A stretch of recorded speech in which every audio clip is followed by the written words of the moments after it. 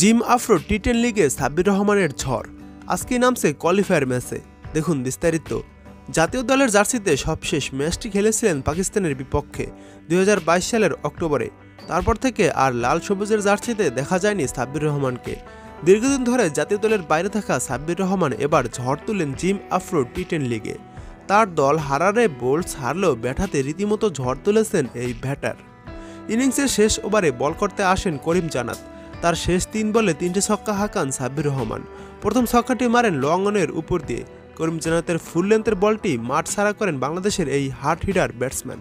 পরের বলটি square leg অঞ্চল দিয়ে উড়িয়ে বাউন্ডারির বাইরে পাঠান সাব্বির রহমান।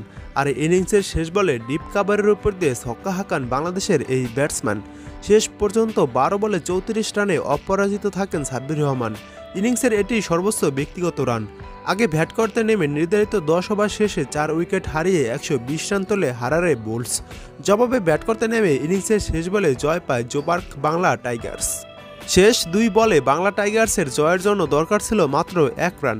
তখন উইকেট হারিয়ে বসে তারা, ফলে 1 বলে জয়ের জন্য প্রয়োজন হয় 1 রান। শেষ বলে একটি সিঙ্গেল নেয় তারা, ফলে 4 উইকেটের জয় পায় জোবার্ক বাংলা টাইগার্স। আর এই হারারে বোল্টস চলে গেছে কোয়ালিফায়ার 1 ম্যাচে। সাব্বির রহমানরা কোয়ালিফায়ারের 1 ম্যাচটি খেলবে আজকে। এই ম্যাচটি শুরু হবে সেপ্টেম্বরের 28 তারিখ হারারে বোল্টস বনাম জোবার্ক বাংলা টাইগার্স। কোয়ালিফায়ারের এই ম্যাচটি বাংলাদেশ সময় সন্ধ্যা 7টায় শুরু হবে। এরপর এলিমিনেটর ম্যাচটি শুরু হবে সেপ্টেম্বরের 28 তারিখ, মানে আজকেই 28 তারিখ, NOS লাগোস বনাম কেপ টাউন সাম্প আর্মি। এই ম্যাচটি শুরু হবে বাংলাদেশ সময় 9টা 15 মিনিটে। এবং এরপর দ্বিতীয় কোয়ালিফায়ার ম্যাচটি শুরু হবে আজকেই সেপ্টেম্বরের 28 তারিখ।